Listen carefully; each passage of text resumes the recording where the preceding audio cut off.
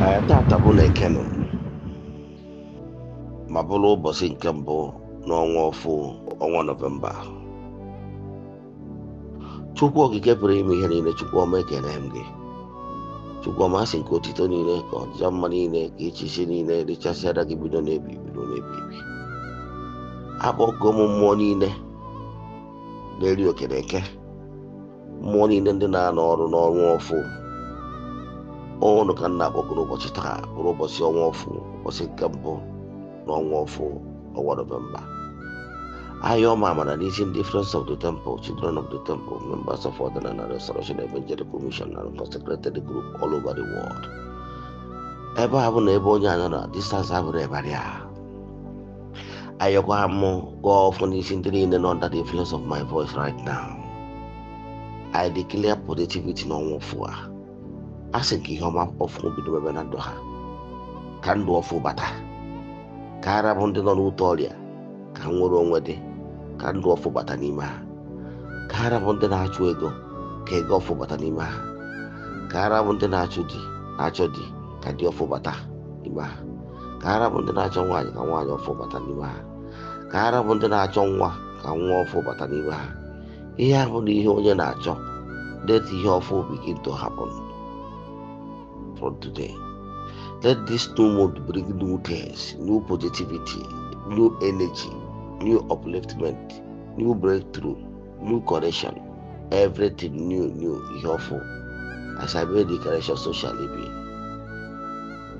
Agụ m ọfụ mbuli elu ọfụ n'isi mmadụ dum, ndị niile sonyela ebe ọ bụla ha nọ na asị m ihe ọfụ mepe.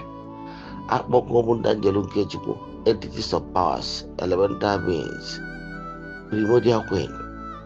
Akpọkọ m ndị aka na ndị ege, akpọkọ m ndị gboo, akpọkọ m ndị nchụaja, akpọkọ m ndị nna anyị ha ndị ichie, akpọkọ m all the beings from the light region kụrụ gbarata bịakwuto na anyị n'ọnwa ọfụ a.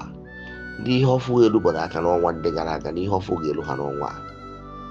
Ayọ m ndụ nka nka n'isi ha, si ihe ọma dị iche iche mebe ihe ọfụ mere na ndụ ha, ka ha rapụ ndị ọnọdụ ha dị ana, Chukwuma bulie ha elu nye ha ọnọdụ ọfụ.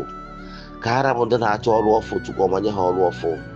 Ka ha bụ ndị na-achọ ihe ọma ọfụ dị iche iche, ife ọfụ kpọwa n'ihu. Asị m na ndụ ha ga-adị, na mbụ n'elu ọfụ ga-adị, n'ipụta ihe ọfụ ga-adị, n'ihe ọfụ gara ebe na ndụ ha, na old things have passed away, everything has become new.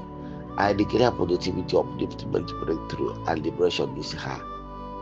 Ebe ọ bụ na ha nọ na ndị ihe anyị na-eme na-amasị, ebe ọ bụ na onye anọ na wee chi ihu na east wee ya anyị, Chukwuma biko cheta ha.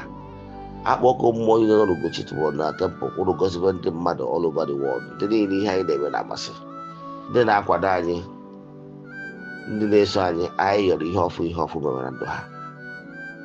Asị na ọ ga-adịrị ha mma, na ndị ụzọ ha akpọbebara n'ụzọ ha ga-akpọbe n'ọnwa ọfụ a, ndị oke ha erubere na oke ha eru n'ọnwa ọfụ a.